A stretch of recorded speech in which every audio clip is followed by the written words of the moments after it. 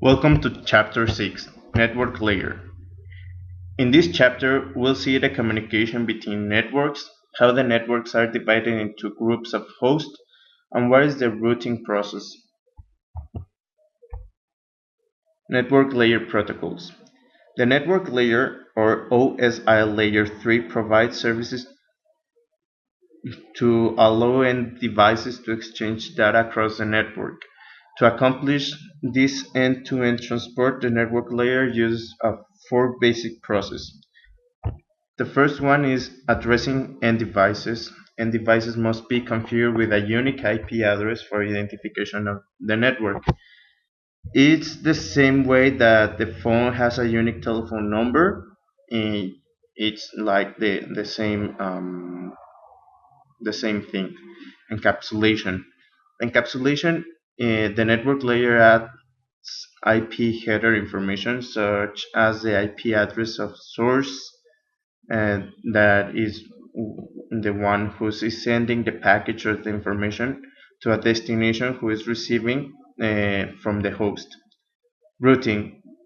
The routing, the network layer provides services to direct packets to a destination host on another network. To travel to other networks, the package or the packet must be processed by a router.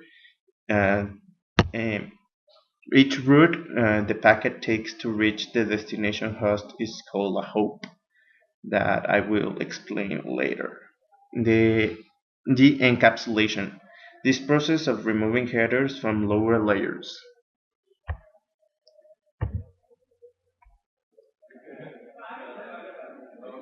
Network layer protocols, the two most often or most used in the in the daily are Internet Protocol version 4 IPv4 and Internet Protocol version 6 IPv6.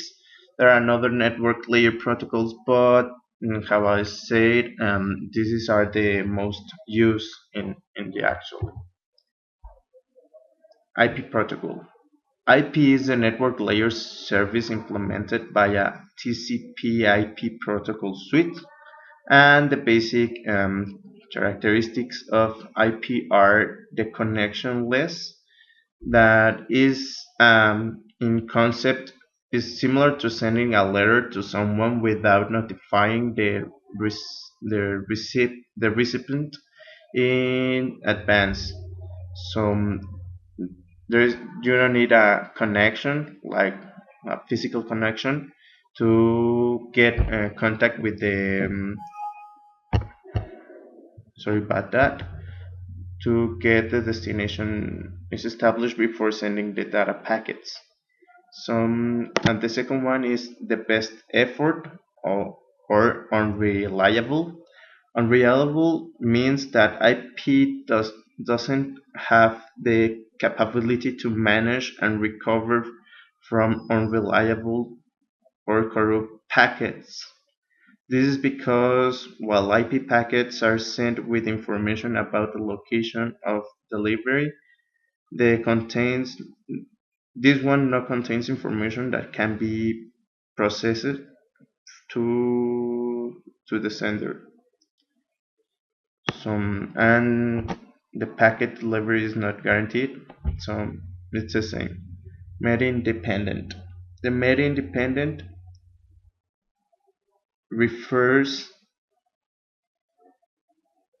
to the to how the IP operates independently of the media that carry the data at lower layers of the protocol stack. As yeah, like the operation is independent of the medium carrying data. So this means that it's responsible for the OSI data link layer to take an IP packet and prepare it for transmission of other communication action media. The routing. The routing is the process of moving a packet of data from source to destination. It means I want to send a package or data, anything from my computer to another one. So that process it's called routing. The host rules. The host rules is like the how the host can send the information. So it can send it by itself. The can ping itself by sending a packet to a special IPv4 address. And this ability is to get the network functionality and is for testing purposes. The other one is local host. This is a host on the same network as the sending host. So it means that if you're into an area, you can send the information between the computer to one computer to another computer that are in the same place or in the same room. And the remote host, this is a host on a remote network, like we used to work. Sorry about that. And default gateway. The device that routes traffic from the local network to devices on remote networks. The default gateway, which is most often a router, maintains a routing table. Hosts must maintain their own local routing table to ensure that network layer packets are directed to correct destination networks. So that's all. I hope you enjoy it and thank you.